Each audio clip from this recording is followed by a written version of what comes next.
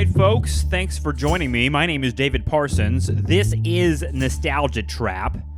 I am ready to go if you are. I think you're really going to enjoy what I've got for you today because I certainly had a lot of fun and learned a ton from this conversation. My guest today is Grace Elizabeth Hale. She is a professor of history and American studies at the University of Virginia. She is someone who's written over the years about race and culture, a lot of that centered on the American South, and it's her newest book that caught my attention, and I think you'll understand why. The name of the book is Cool Town: How Athens, Georgia Launched Alternative Music and Changed American Culture. This conversation in this book is entirely about this place, Athens, Georgia, which, if you're a fan of rock and roll, particularly indie rock, bands like REM and Neutral Milk Hotel and the B-52s, you might have heard about Athens, Georgia. I certainly heard about Athens, Georgia over the years, but I'm ashamed to say I never knew much about Athens, Georgia until I started thinking about this interview and looking at Professor Hale's book. This is a really detailed look at a particular place and time. This conversation ended up going places I really didn't expect it to. We talked about queer politics, the idea of utopianism on the left in particular, and a lot of great nostalgia trap territory in terms of 80s and 90s culture and what was going on at those moments. So this was really fun. I hope you enjoy it. I wanted to let you know that we have lots going on at the Nostalgia Trap Patreon page this summer. Tons of new material. Basically having weekly conversations with Nostalgia Trap favorites. People like Justin Rogers Cooper, Yasmin Nair, Ryan Boyd, Justin Farrar, and lots of others. A lot of these people, honestly, are friends now that I have met through the podcast. It's one of the coolest things about hosting Nostalgia Trap over the years is encountering and befriending really smart people and getting to have fun conversations with them. So there's lots of that stuff to check out. Go do that at patreon.com/nostalgiatrap. We appreciate your support and enjoy this conversation. Here is me with the author of Cool Town, Grace Elizabeth Hale.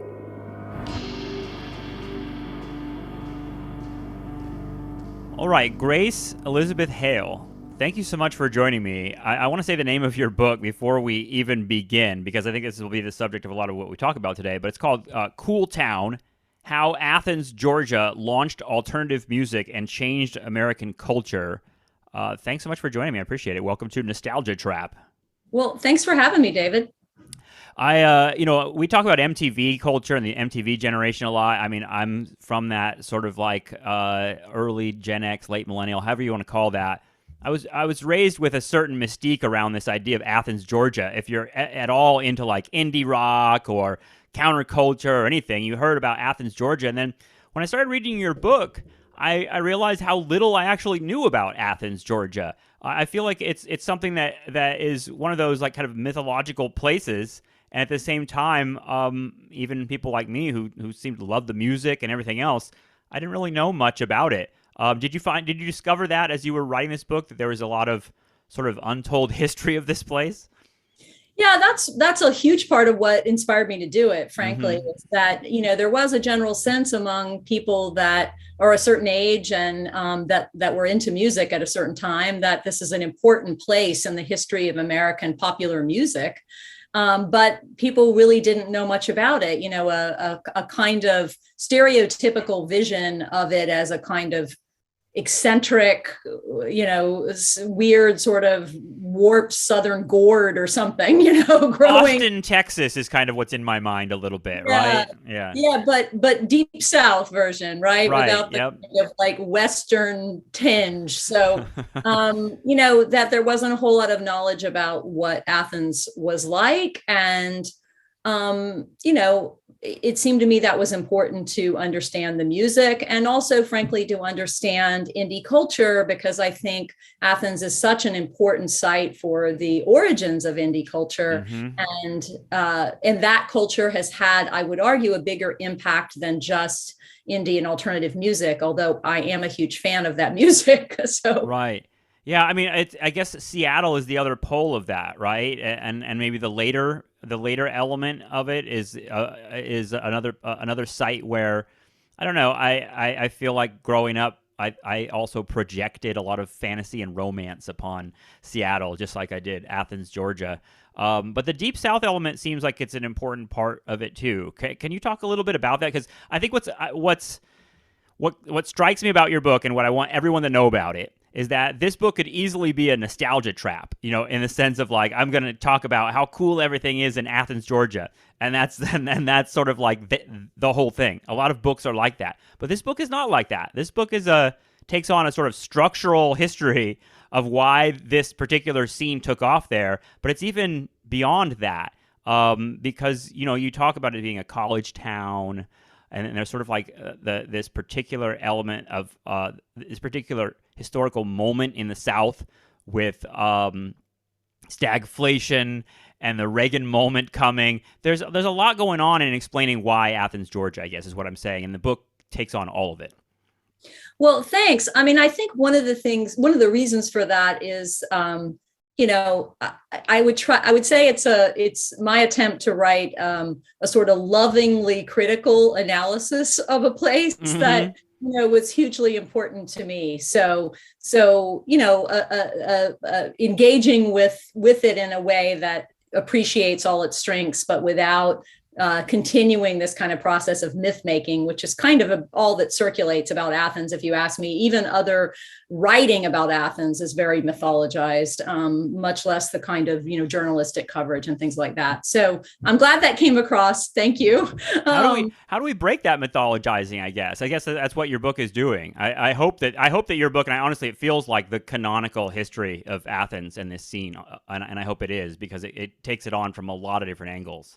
Well, I certainly hope so too, having spent a huge amount of years working on it. So I definitely hope so. But, my sort of desire was to capture what was great about the place, but also to offer a kind of honest critique of its shortcomings. I'm a cultural historian. And so, I think about those kinds of things. And, for example, I think one of the things that I really do tackle, this relates back to your points about the Deep South, is the question of race in the scene. And I think, there's not much, I haven't found anybody else writing about that at all.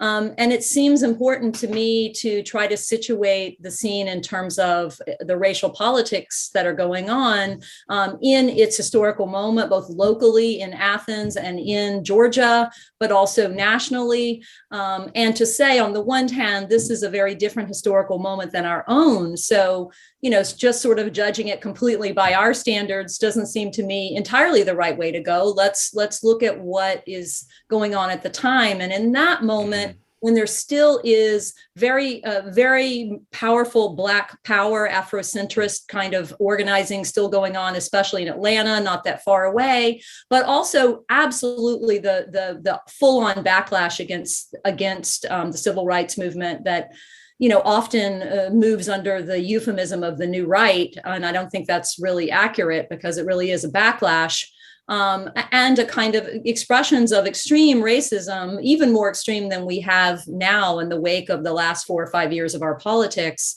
I think people really had kind of forgotten, about 2016 or so, they had forgotten that it wasn't that long ago that many white people openly expressed racism on the streets, going about their daily life, et cetera. So I wanted to sort of do all those things. And to me, it was important to say, look, these folks in the scene who are not all white, but who are perhaps more white than they should be, given the demographics of a place like Georgia, are trying their best in terms of the knowledge they have to be anti-racist. But too often are sort of ending up in a kind of post-racial, we don't care about race kind of position that they don't understand is not truly where they want to be. They don't understand microaggressions. They don't understand that that is a luxury for some people cannot care about race, and other people never have that opportunity. And it's a position that doesn't meaningfully confront the structures of racism, right? Everything can all stay the same, and you can say, well, I'm colorblind. And I feel like, it's such a complicated scene, because I was definitely, when I was young, I felt attached to those kinds of figures that were saying things like that. And yeah, that feeling, that kind of like, well, it's clear in 2022 that culture isn't enough, and that sort of thing is maybe Absolutely. important to notice. I wonder if we can talk a little bit about the moment, because it's sort of like you're describing, like, when does this scene in Athens start generating? Is this around like the mid to late 1970s that we're talking about, that you start to have like a sort of like, I don't know, I feel like it's a very post-hippie thing that you're writing about. That's really interesting to me, like a different version of a counterculture. Yeah, absolutely. Post hippie. And there is a lot of antagonism between good natured, I should say, antagonism between early sort of scene makers and hippies, in a sense of like, we're not you and you're not us, even at the same time as, in terms of broader ideas about the world, there isn't as much difference between those folks as perhaps in the moment, and in relation to their clothing, and haircuts. That's what I was gonna say. It's like, it sounds like there's some politics, but it's a lot of style too. I feel like the hippies were very cringe. I wonder, like, there's a point where you write about this in your introduction. You say, the most visible alternative the hippies and peace activists left over from an earlier generation's counterculture appeared to have degenerated into caricature. And that idea I thought was important. That I hear that a lot in like the punk scene of the 80s. I was always confused by it, because I was like, are these reactionaries? Are these people, when they're saying they hate hippies, are these people who are right-wingers? But it seems like this is actually like an intra counterculture dispute, and it took me a while to understand that. Yeah, I think absolutely. It's a kind of like, it's like two different denominations of Protestantism arguing with each other about exactly where baptism should go. It's really, or, different sort of segments of the left today arguing with each other. Yeah. So it doesn't run that deep, but the origins really are mid to late 70s. And it very much is that kind of post hippies moment. And it's also, I think this is something that I really enjoyed writing about, that I think most people don't know, is just how much it is about queer and gay folks and their liberation, and how much of it is a part of that world. And I think that people have a really false idea about the South as somehow more homophobic, always, across all times and places. And I just have to say that from my research, I would say that in the 70s, but especially in the 80s, America is homophobic, and the South is no worse. And I would say some parts of the South are better. Atlanta, for example, is, something in parts of Atlanta, something of in the Times of a gay Mecca. And Athens really has a huge amount of space for queer and gay people too. Again, within the limitations of the time. I don't want to paint it as a utopia, but I think that if I can do nothing else but sort of get people to think through that kind of way too easy assumption that the South is the worst place for gay people. There's so much more research that needs to be done on this topic, but there is no Athens scene without queer folks. And, I think the fact that, Michael Stipe doesn't really like to talk publicly about his sexuality till pretty far into his career, which is absolutely his prerogative. And he can, discuss it or not discuss it as I agree. I don't think anyone has to discuss, but I think because of that, people don't understand how important, since that's the most famous band, people don't understand that history. And also because the B-52s left, they all lived in Athens a long time, but right as they started to become famous, they left. And I think, again, that makes people not understand how much this is a part of the scene. Really what you might think of as a kind of bohemian gay liberation. Yeah, no, I agree. And I mean, just the few things that I think an ordinary person would know about Athens, Georgia is like the things that would come to mind would be the B-52s and REM that I think, as much as they aren't, I don't think, defined in the popular imagination as quote unquote queer bands, I think there is a sort of, I don't know, it's an important part of. It was important without me knowing the label. I'll put it that Yeah. way. Like if like Yeah. watching REM when I was young, and particularly like when like losing my religion, that video comes out. I didn't know there was a whole prehistory of this band. That this band had like years been around, and this was like their major label thing. I think that's when many American eyes were on REM for the first time, and I was young. I was like 12 years old or something like that, a little bit Yeah. younger, and it was like I knew it was different. I knew it was something for me, and I knew it was something about like outcasts and weirdos, and I didn't have a really a vocabulary to describe it. So, why does Athens have this flavor to it? Why this scene in particular? I mean, one of the things I think I like about your book is that you mentioned like, well, there's a college there, in the college town, and there's all these structural things, but those things are happening, and there are a lot of college towns in America, and they didn't all produce this scene that Athens produced.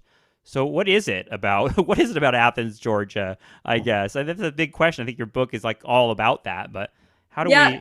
we frame that? Yep. For the full answer, read the whole book, but I'll give you Right. the short version. You're absolutely right. I try to stress that, try to put it right on the table at the start that it's an inexpensive place to live. It's a college town that wave after wave of young people are coming in, that kind of sort of mass immigration of young people into a place is absolutely important. But there are many large college towns or college towns with a lot of college students in them across America, and they don't all become Athens. So Right. I think it's important to lay those kind of structural things on the table. I guess the other structural thing I would say is that Athens is kind of close enough and far enough away. It's got a nice relationship to other places. So it's not so close to Atlanta that it feels like, at least in this time period, it doesn't feel at all like a satellite or a suburb of Atlanta. It feels like a very different place.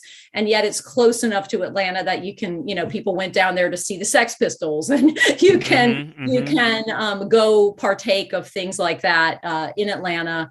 And so I think that is another issue, like how big a place is and where it's located in relation to other places is another structural thing. But I would say that in particular, key individuals, on top of those structural things, you need key individuals. And you need a certain kind of college. So I guess I'll start with that. So it's not just that there's a college, but that there's a college with an art school, and that the art school and that the college is not an elite college. I mean, Georgia is my alma mater, and I was just back last weekend because one of my daughters just graduated from Georgia, and I have many fond thoughts about the place, but it was not an elite college in the 70s and 80s. Okay. Whatever it may be now, it wasn't then. It was easy to get into. It was very inexpensive. And it drew people from all over the state, mostly from the state. And, the art school in particular, anybody that thought of themselves as kind of an outcast or an outsider or somebody a little bit different or odd in their town, wherever that might be, the suburbs of Atlanta or some small town in South Georgia or North Georgia, they gravitated to the university. And Was it a lot of Southern kids there? Would you say 100%. that was? Yeah. I mean, I'm just kind of frame this because I'm thinking about like I'm thinking about Kent State and like Ohio and like how these towns expanded dramatically when they had public universities. And like, so, I mean, I learned from your book there's like 22,000 students, and this is a big college. I'm sorry to interrupt. I just want to let people know this is a pretty big public university. Yeah, and even bigger now, but it was mostly in-state students back then. 100% would be wrong, but it's in the 90s% in state, and it wasn't the kind of place people would pay out of state tuition to go. I mean, not that that's I'm not saying that is a bad thing, but that kind of openness, and also I would say the lack of a kind of culture of scarcity that I think again is sort of emblematic of our times versus those times. So the tuition was extremely low. The buildings were not always nice, but they were clean and they were open. The doors were open. Yeah. The library was open to anyone who lived in the town around, the sort of the whole area. You really could access all kinds of information. We take all that for granted today with the internet, but at the time, any back catalog music, weird music, old movies, foreign films, old issues of, 100-year-old issues of magazines, all of that available for free at the library. And people used to just hang out there. It was air conditioned. You could just watch movies there, So I think that openness of the university, the way the university was run, and particularly that it had an art school, and that the way that the art school was run, the kind of philosophy of the art professors, which was mostly a kind of anti-craft, anybody can do it, we can teach anyone what they need to know. That kind of message, which in many ways is the kind of visual art version of punk, was very much what was being espoused. But then finally, I would say it really does take a few key individuals. And I try to talk about them in the book. Probably the most important figure is Jeremy Ayers, but also, Ricky Wilson and Keith Strickland, all the B-52s members, but Ricky and Keith and Ricky's sister Cindy from Athens way back. So, that first figure, Jeremy Ayers. Yes. Who is that, and why is he important for those that don't know that name? Well, in many ways, I would say, and this is mixed metaphors, I know, but he's sort of like the patron saint or the inspiration for the whole thing. He's a bit older than other folks, but he just comes up all the time. Like, he mentors so many different young musicians and bands across the era that he's there. He died, unfortunately, I think in 2013. It's been a while now, but he grows up there because his father is a professor of religion at the university and the chaplain of the college. And he does what people did back then and what Athens, I think, really helps to change in American culture. And that is, he grows up and thinks, I'm kind of a different kind of guy. I'm kind of artsy, so I need to move to New York City. So he, and frankly, I'm not a straight guy. I need to move to New York City. So he moves to New York and becomes involved with Andy Warhol's factory at that moment when Warhol is really into the drag queen scene. Jeremy becomes a drag queen named Silva Thin after an old cigarette brand. And he turns up kind of in all the documentation of those spaces around the edges. Really wonderful Polaroids, for example, taken by Andy Warhol of Jeremy Ayers as Silva Thin, and in other places. And he really absorbs all of that bohemia and the way that drag performance is that drag is performance art, that it's a kind of avant-garde bohemian performance art, this kind of combination of sort of burlesque and drag and music, and putting it all together on stage, and inhabiting and trying out different kinds of identity, and I want to be clear when I say playing with identities, I don't mean that that's not serious. I actually think play can be very serious, but I think that people that are young today don't understand that for people to figure out all these different sexual and gender identities, they had to actually experiment. And that's what I mean by the word play. I don't mean that as I understand that. And in fact, I mean, like I was saying with the B-52s and REM, just in terms of the MTV face of it that I got, I mean, beyond knowing anything about Athens, Georgia, that would come later. I got that Michael Stipe is wearing makeup in a lot of those videos. And you talk about play, but I mean, to me, it was signaling something really deep, that this scene was involved in confronting gender, I guess, in a very particular way. And there was fun to it. And that's like, to me, part of it was like, of course it should be fun, right? Like part of it was like that made sense that play had an element to it.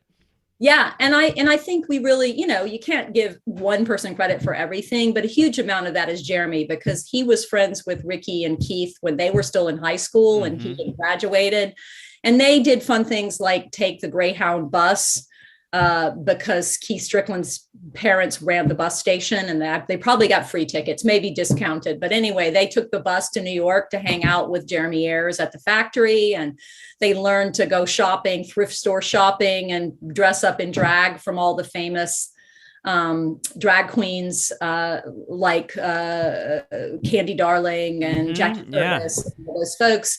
And, they brought that back to Athens. When they came back to Athens, they were like, why can't we do that here? Why can't we, have that kind of sense of a bohemian creativity here? And pretty soon, as Warhol turned towards kind of away from the drag queens and towards that period where he was really into painting the portraits of the rich and famous and all of that, Jeremy Ayers moved back to town. And so then they started to have something of a crowd. That makes sense. And what about...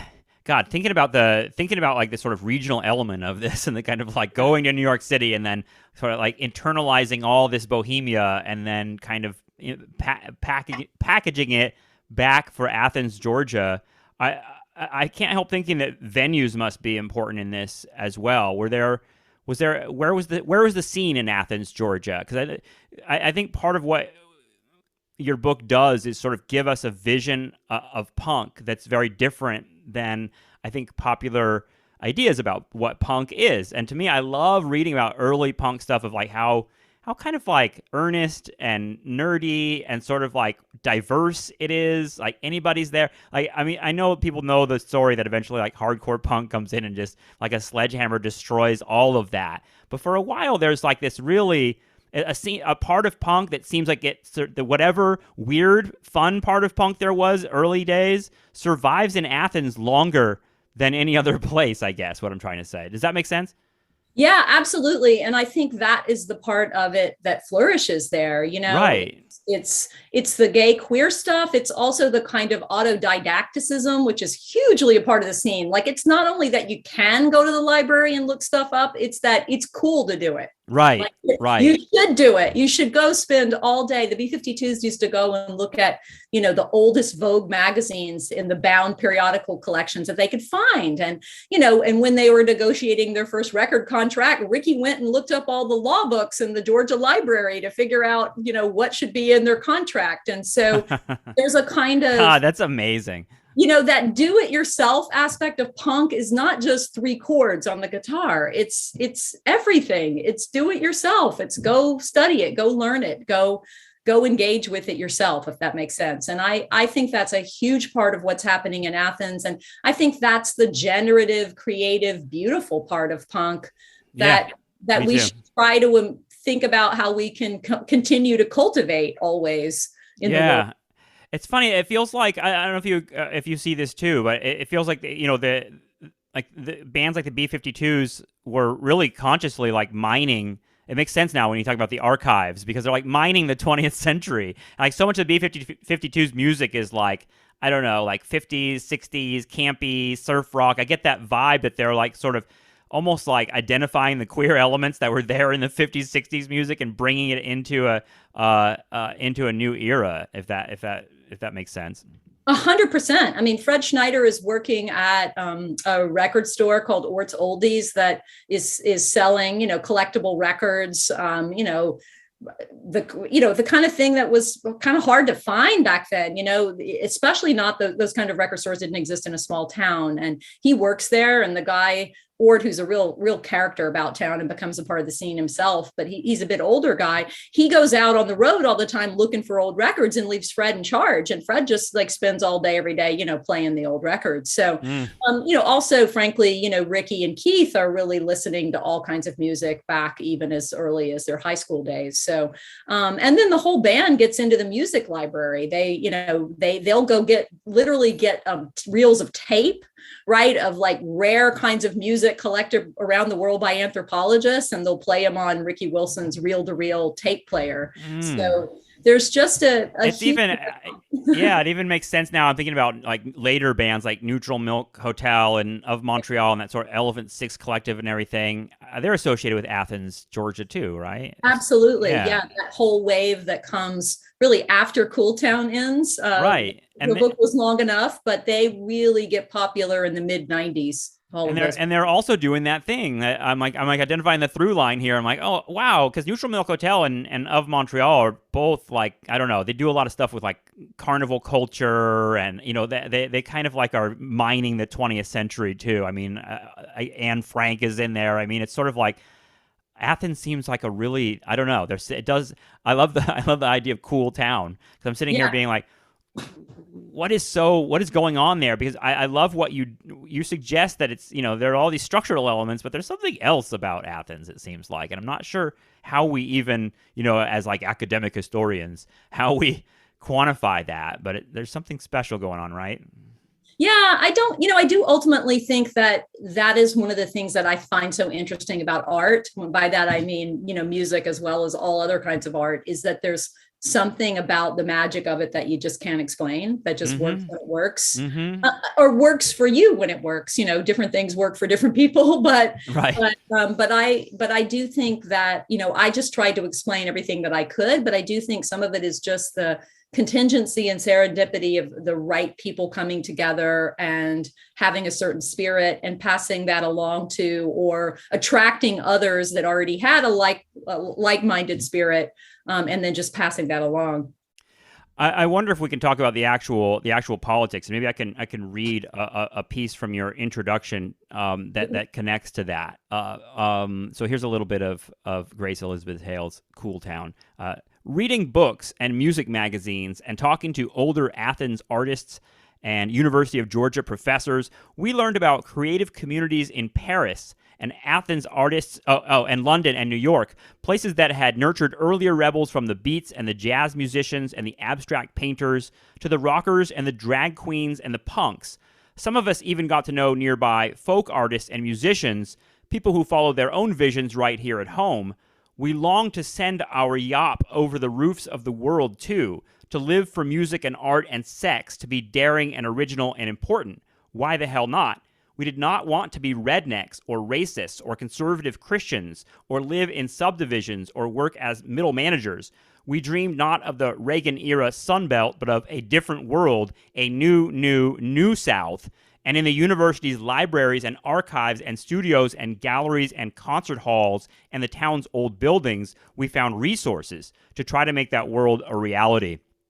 I think that's such a well-written piece, and it's also sort of captures what this book attempts to wrap its hands around. I wonder if you could say a little bit about that political moment, because it seems like there's one of the things that comes out of your book is this real striving to like not fall into the sort of like lives that your parents lived, or the life that the like sort of mainstream dominant culture was pushing you toward. It seems like that's an important element of this too.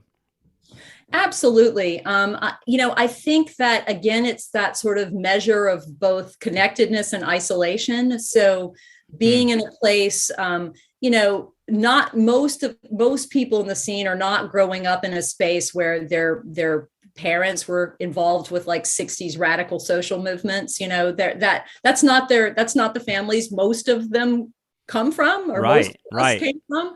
And their families are often people who've migrated from small towns in the South to places like suburban Atlanta, and have really embraced that kind of vision of, mid 20th century America, not rebelled against it, but embraced it as a way out of their sort of small town, perhaps lower income past. Mm, So I can be sympathetic to that now, but when I was a young person, I just thought, hell no, right? right. That I mean, I think the sort of most powerful animating part of the scene, and something that we absolutely did share with the hippies that came before us, even as I don't think we gave them enough credit, frankly. We were Right. too busy trying to sort of separate from them, but that's not what we want. That's the life of, the man in the gray flannel suit. That's Mm-hmm. conformity. That's like the death of your soul. That's not what we want. What else can possibly be out there? And so what I'm trying to do in that sentence is suggest where we figured out what else might be out there. And some of it was things we learned about in college or read about on our own, but some of it was obviously just people's imaginations, right? but I think people's imaginations are sparked by things. I'm an educator for a reason, right? And I think that learning about those things, I remember, people just having deep discussions about, sort of what was the nature of Bohemia in Paris. I'm sure none of us really knew, but Right. but deep discussions about, what was early 20th century, the 19 teens, like New York art world, painters, et cetera. What was that life like? The sex radicals of the 19 teens in New York City. And it's like you're looking for other countercultures, right? Absolutely. Yeah. Absolutely. Yeah. I wonder what is the drug scene like in Athens? Because it feels like when I think about the sort of previous era and the Haight-Ashbury in the late '60s or the mid '60s, it's marijuana and LSD are a big animating part of that scene, and then it turns dark when those things, it turns to heroin and everything, and people know that story, but. What is the drug scene like in Athens? Because I can't help but feel like that there's a lot of people smoking weed in Athens, Georgia. There are a lot of people smoking weed. I think people have to remember it was different weed back then. I mean, weed is just a lot different now. So, yeah, there's like mega weed now. Mexican, grass clippings back then. I mean, it's really not very strong, but there was a lot of weed, a lot of alcohol. I mean, college students there did not tend to have much money. They were usually paying their own way through school, or maybe their parents paid their tuition and they paid their own living expenses. But, a really, really common thing was just people didn't have much money. So, in some ways, I think that maybe is good in limiting the amount of drugs people do, to perhaps a more manageable amount, but plenty of marijuana, plenty of alcohol, lots of alcohol. A fair amount of speed. People used to do what was called trucker speed, which you could buy at truck stops. And, I didn't know till I was researching this book that like the REM guys, that's how they like toured all the time, nonstop with not much food and not much money, and lived in their van. And that's why they were all so skinny. So, that was certainly something that circulated, some acid, but not that wasn't as much a part of it. That kind of thing. People were really willing to try most anything, that kind of open experimentation. But at the same time, there wasn't a lot of access. People didn't seem to know how to get hold of things like heroin at least until the late 80s. And I think perhaps that was a good thing. Yeah, I would think so. Well, I'm just thinking about the Seattle scene and contrasting it with that. I mean, I think the Seattle scene is like Athens in a lot of ways, in that there was a sort of like diverse thing happening there, and then it got packaged to the MTV crowd in a very different way. Like certain bands made it and others didn't. Does that feel? How does that come into Athens, Georgia's history? And in other words, what happens when REM's a huge band and B-52s are a huge band? Because it seems like it would change the scene a little bit. It absolutely does. And I want to say that your comparisons to Seattle are spot on. I mean, I think, frankly, that Seattle as a scene isn't possible without Athens as a model, but that Seattle really is a compressed timeline. So what takes 15 years in Athens, or I'm just guesstimating here. Well, they've got the school in Seattle too. That's in my book in terms of like the anti-war movement, just like in the late 60s and 70s, and it's very similar in terms of what you're describing, in that there's an open university campus, and like lots of young people who aren't even necessarily students are coming to campus and using their resources there and partying with the people there, and it seems like that's a major structural similarity. Yeah, I think it is. Absolutely. But can you remind me what we were going to talk to? Oh, shit. I'm sorry. Aggression. Sorry. Well, we were talking about drugs and we were talking about heroin in Seattle and the sort of idea that, there was this compressed timeline. I know what we're talking about. What happened when celebrity happens here? Because all of a sudden, REM is huge. I mean, REM is one of the biggest rock bands in American history, right? They're not just sort of like a band that had a couple hits. And the B-52s are huge too. So how does that change the scene? Because it seems like that's a common trajectory in punk too, is this sort of like, there are all these people doing a DIY thing, and then one or two bands or performers or whatever just like become superstars. And seems like it brings a different energy into things. Yeah, and I think it can be really, really destructive of the kind of positive creative energies that are going on. Well, I think two things that I would say about that to start. One, B-52s really do leave. And so there's a way in which they inspire everything that happens after them, but they don't stay around to kind of dominate it or somehow shape it in that way. Because where do they go and when do they leave? well, they leave by 79-ish. Mm-hmm. I think that's the right year. They move to a town outside of New York, in upstate New York, where they buy a house that they all live in together. But one of the things that you have to realize about the B-52s, they got a lot of critique from inside Athens about how they left town. But I don't really think that's fair for two reasons. One, they had all been in Athens a long time. And, for Ricky Wilson, Cindy Wilson, and Keith Strickland, they grew up there. They had always been there, right? So I don't think that it's, surprising that they might want to go somewhere else. Like Fred Schneider moved there in the early 70s to go to college. So he's been there a decade. Kate Pearson, probably there a little bit less time, but she's been there a while too. So that's a kind of transience to a college town. That seems like a part of this too. Yeah. But also nothing was there for them, right? So everything that happened inspired by them made it possible for the next people to stay. But if they wanted to play music for, A&R folks, for example, they had to rent a venue, sometimes rent a PA system.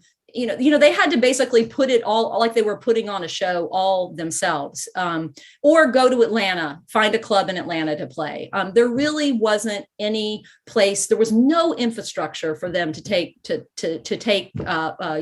avail themselves of. Like, for example, they're trying to sign a major label contract. They have no idea. There's no like specialists in music law in Athens that have got their shingle out, right? So they're literally going to the library and looking it up. There was just nothing. I mean, indie wasn't nearly as much infrastructure as obviously the big music business. But one of the things that places like Athens did and other places is build up a little bit of infrastructure, right? So it makes it possible for a band to have a kind of hometown life. The place that they made most of their money and had most of their fans was New York. I mean, by the summer of 78, they are just killing it in New York. Yeah. I mean, they are just packing people into the clubs. And, that's that no wave, everybody look like they're upset and about to be ill and, all black and don't make any expressions, moment. And then these wacky B-52s come, pouring into town with their bright colored outfits and big hair and dancing. Dancing wasn't cool in New York. And so, the B-52s are seen as this kind of breath of fresh air in the underground scene in New York. And that's where they're making their mark. So I don't think we should blame them for that. But one of the things they do that I think really sets up what comes later is they help everyone. Anybody from Athens that wants to play in New York, somebody knows somebody that knows somebody in the B-52s, and the B-52s, there's story after story, the B-52s helping connect bands like later bands like Pylon or OK, to clubs, to booking people that are doing the booking for clubs in New York. When the bands play, they'll get all their friends to turn out. The B-52s will sort of, tell everyone to go. They'll contact their friends that are journalists, underground music critic kind of people. So how can you hate that, right? I mean, they are doing everything they can. And it's not even just the B-52s. Lots of people who go to art school in Athens end up moving to New York. That wouldn't be shocking, right? Right. And they all turn out too. So that, I think the way that the B-52s from the get-go established this kind of, this is the town where we started. We don't live there anymore, but anybody that's coming out of there, we're reaching out our hand to help in those early days. So that, I think, really helps with the B-52s. For REM, it's a little bit different story. I mean, from inside the scene in Athens, it takes REM a long time to become megastars, right? Yeah, It's 1980 to 1991. So when people like you discovered them, right? Yeah, and that's a century young, college student, 20 something year old time scale, right? That is a lot of years. It is. I mean, what's crazy is I love REM. I've been a huge fan for years, but then, haven't listened to their older stuff as much. I think that's true of a lot of people. But then I happen to find in a record store here in Southern California, this guy had all the old records, all the first like 7 REM records before Out of Time, and they're like the big giant ones in the 1991. And listening to those records, it's like a different band. I happen to, I pick up like 5 or 6 of the early ones, and listening to those, it's just such a different band and such a different set of concerns. That it's almost like kind of amazing to see how much they evolved and how much they sort of took what was the roots of their early stuff and packaged it in a different way for pop, into what became pop music, I guess. Yeah, and people in Athens liked, they liked the EP and the first 3 or 4 albums. I mean, and that's, and after that, they didn't listen to REM at all. So, and I'm not funny. It's like I'm not saying that's fair, but well, it's like it's funny because it's like you're talking about the B-52s too. From a certain like kind of when you get real close in and you're in the scene, you have all this politics and this tension and sort of like who's a sellout and who's not, and all this jealousy. But then when I'm like you're like back away from it and sort of looking at it from a wider perspective, like it's just, well, they took they made it, and they sort of like they were very successful and successful in a way of like not diluting the message of what that stuff was really about.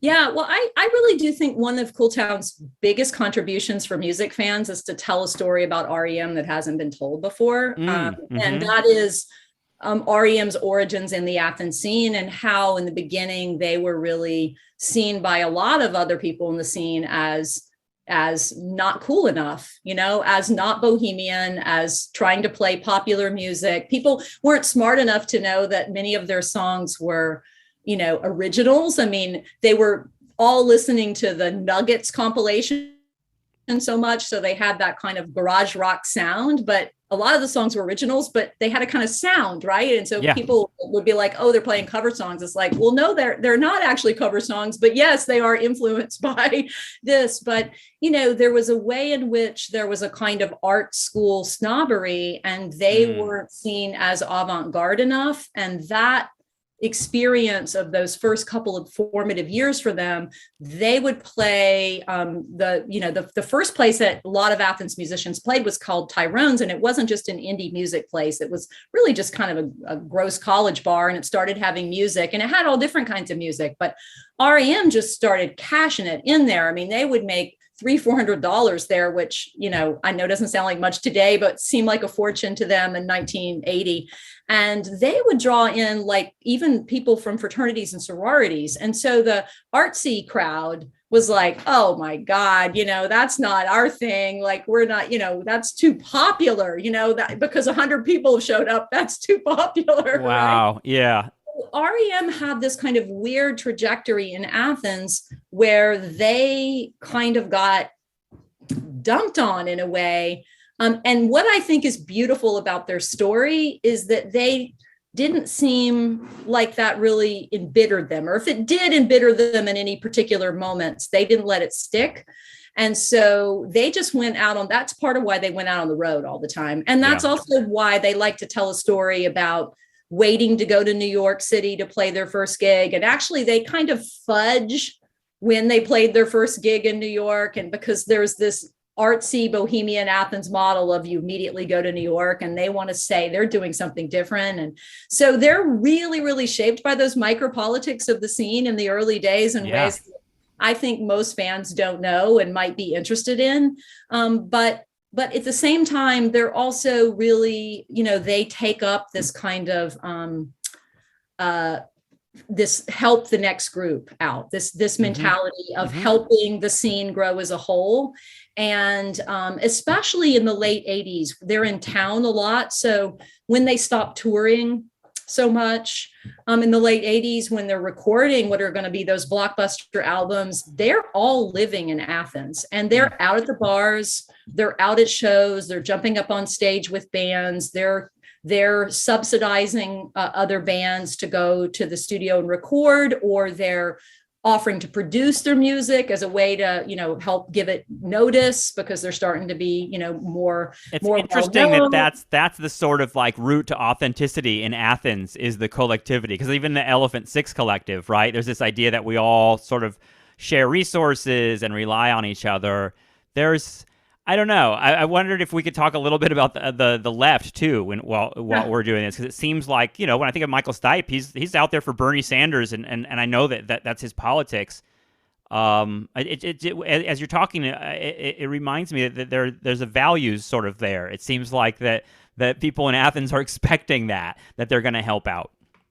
Yeah, it's interesting. Again, in the early scene, there's really a kind of anti-politics. There is an idea that that comes out of this kind of vision of a certain kind of bohemian avant-gardism, that politics is bourgeois. It's it's dirty. It's beneath us. It's not as important as art. That's really powerful in the early scene. And I've quoted in the book, members of REM saying, we're not going to make a political statement. Nobody cares what our politics are. I mean, I know people that come into them later have this vision of them from, about 1986 on as very actively supporting, Greenpeace, environmentalism, anti-racism. They're supporting these causes openly. But again, that's 5-6 years into their being a band. And you can find a lot of indie magazine interviews where they're saying, like,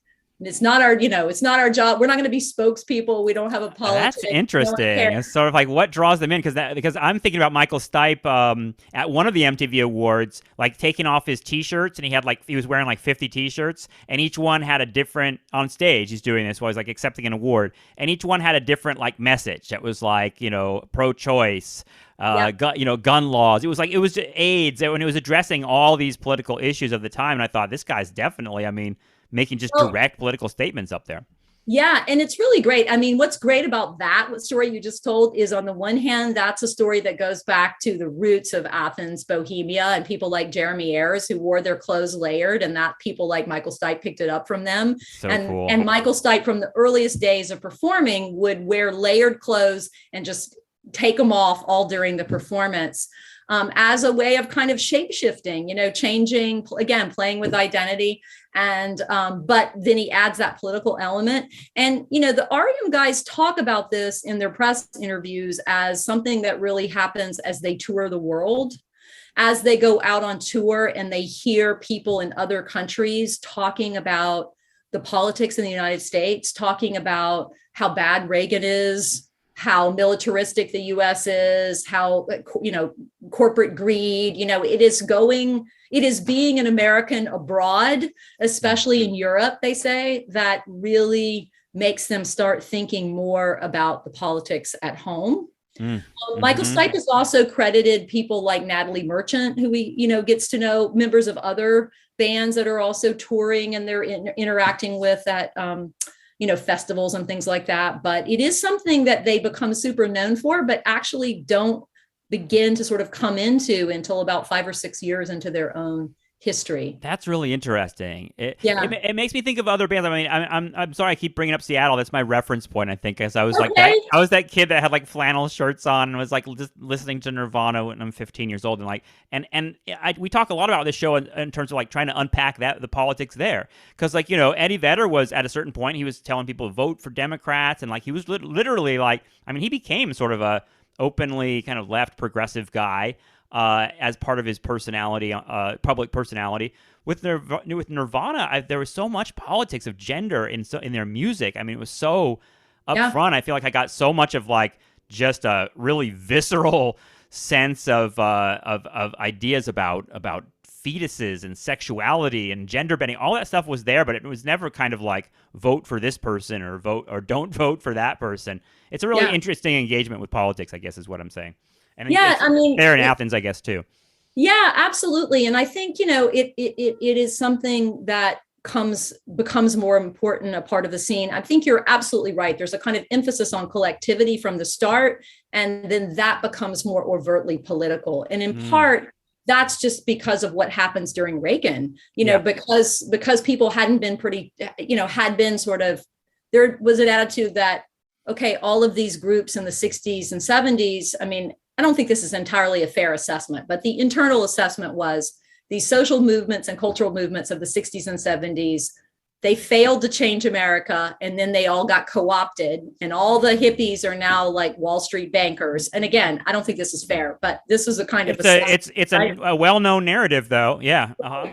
And that circulated, and it was like, there's no point in doing that. And so what in Athens was there from the start was, we can only affect and change the place that we're at.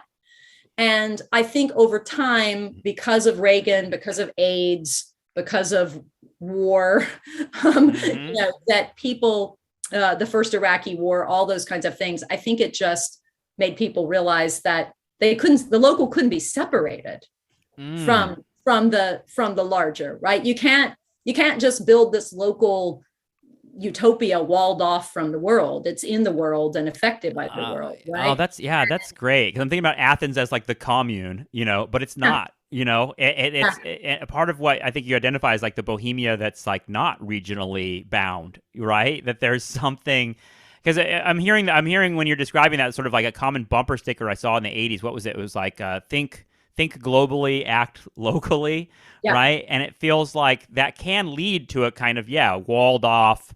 We're creating our perfect little Southern California village. But it's still, and that was the motto of the Indie Weekly, right. In Athens, the flagpole that was on the cover of every flagpole. So you've nailed it. But I do think that REM played an important role in sort of having people turn their attention to broader politics. But I would not at all discount other things that are going on in the world, and especially AIDS. Yeah. The Reagan administration's failure to act in terms of the AIDS crisis was, in a place where there were many gay and queer people, of course, that's a huge thing that people are upset about. Oh yeah, I mean, I mentioned the documentary "How to Survive a Plague" a lot on this show because I'll never forget showing it to a group of college students, many of whom were young gay men, who had never really. They had understood in a kind of abstract way that there was this previous, but the movie shows like how rampant and acceptable homophobia was among the political class. Like you heard it from Democrats and Republicans. I mean, absolutely. They were shocked by it, and they were like, "Holy shit! I didn't know that there was like right before us there was a generation of people, men and women, that went through a total nightmare." And had to like literally, at times. I mean, there are scenes in that movie of activists like showing up at the White House, throwing the ashes of their loved ones onto the. I mean, it's really.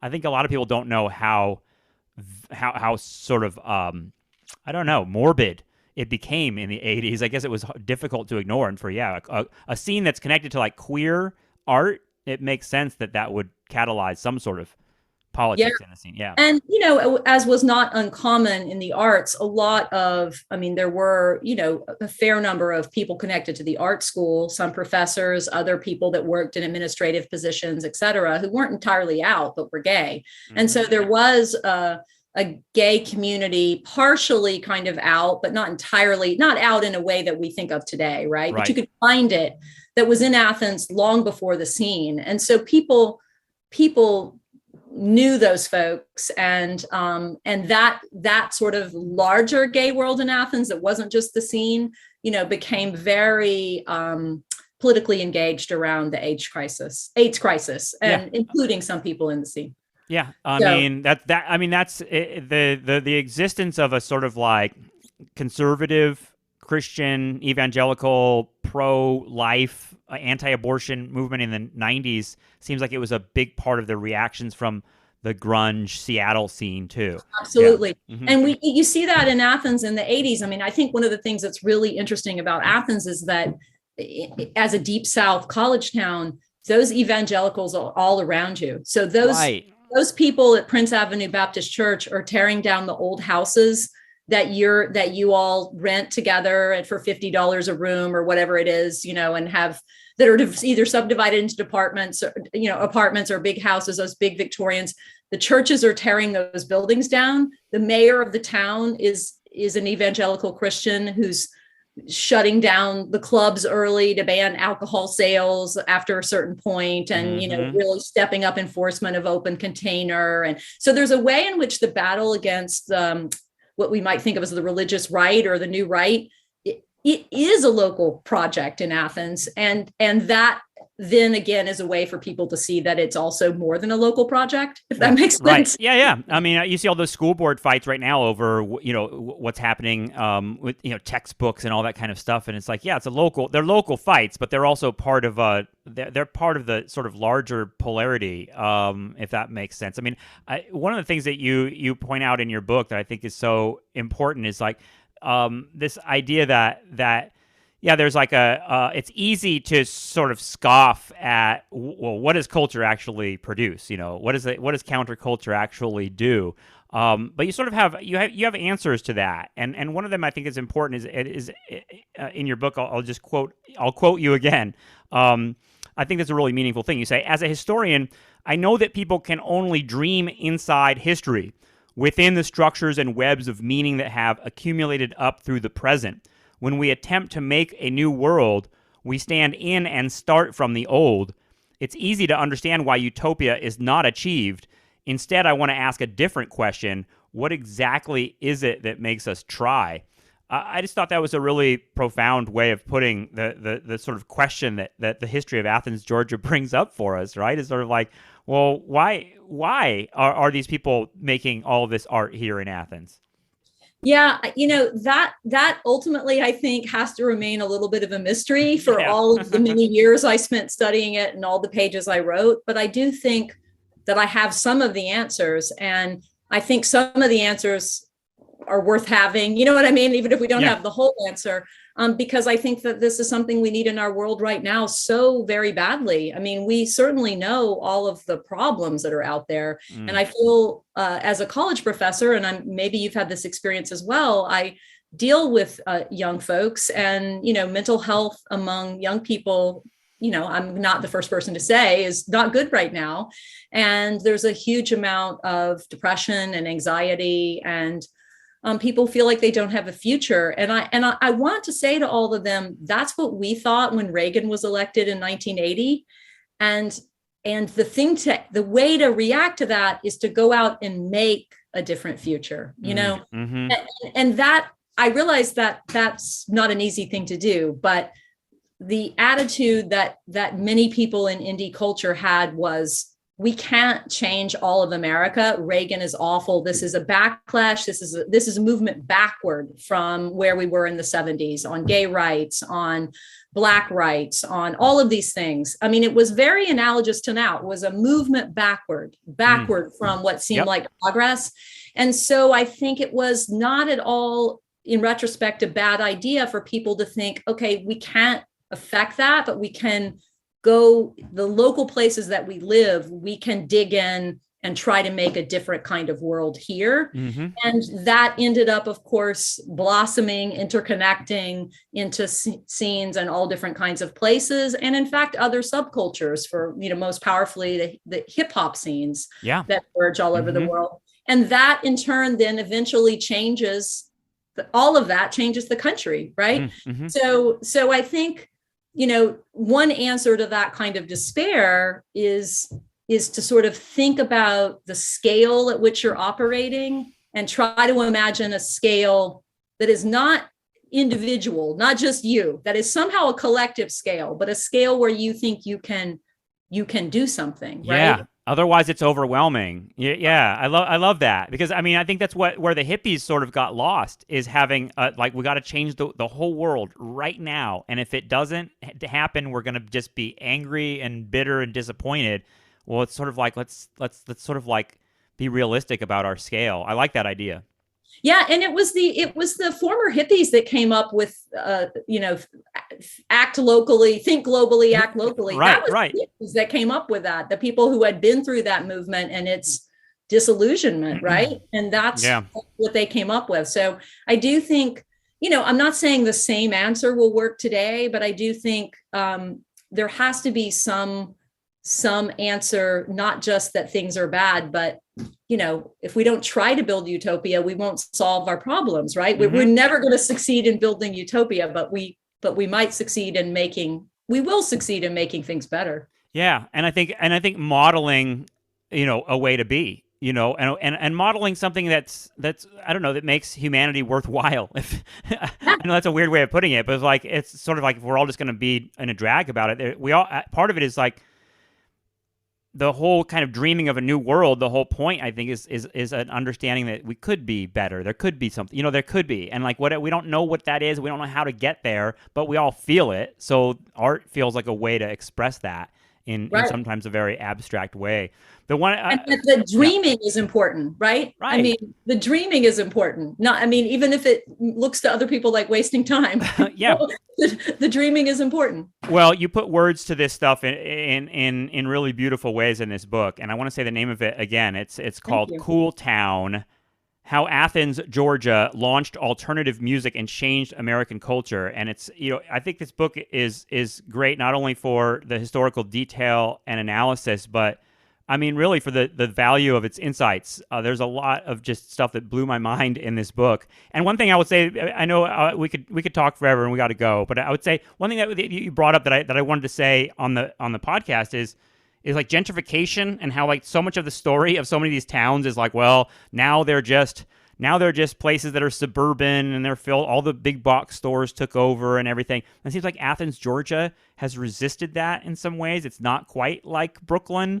It's not quite like these other places where there were scenes that then, or Williamsburg, that just sort of like got run over by giant luxury condos and stuff like that. And it makes me think that Athens, Georgia does have something special that we can look to. And when I say we, I mean the left, counterculture, how all that stuff goes together. Well, you just have to be far from the New York City real estate market. I don't think that's anything genius about Athens. I think it's impossible in New York. And Athens has really, the geography of Athens has been radically reshaped by development, a much smaller scale, obviously, than New York. So I will find some craft breweries if I go to Athens, Georgia. And the scene has had to move into different kinds of spaces. So it's not been unaffected, sadly, by that kind of development. But, New York City, I think if you want to do something like that in New York, you got to move to Philadelphia. Yeah. Well, that's what I love about your book, and I love about like sort of understanding this little regional thing that happens, because it's like in the history of rock and roll, it's in the history of jazz. You find out. Thank you so much for sharing this stuff, because like Jeremy Ayers is someone who I'm going to be looking, and thinking more about, because there's there's a lot of conditions on the ground, but then there's just like this one seed that brings something from one place to another. It's just fascinating. So thank you. He's a beautiful person. Thank you for having me, David. It's been great to talk to you about it. Well, okay, I think that's going to wrap up Nostalgia Trap for today. I want to thank you for listening. I want to thank my guest, Grace Elizabeth Hale. Go check out this book, Cool Town: How Athens, Georgia Launched Alternative Music and Changed American Culture. Such an amazing take on a place and what a place can mean. I really enjoyed this conversation. I hope you did too. We've got lots more stuff out there at the Nostalgia Trap Patreon page. If you want to subscribe for a very small monthly fee, you can access all of our conversations, including Campus Trap with Ryan Boyd, Gender Trap with Yasmin Nair, and coming very soon, Record Trap with Justin Farrar. Really excited to share all that stuff this summer. Come join us, patreon.com/nostalgiatrap, and take care. We'll talk to you soon. Bye-bye.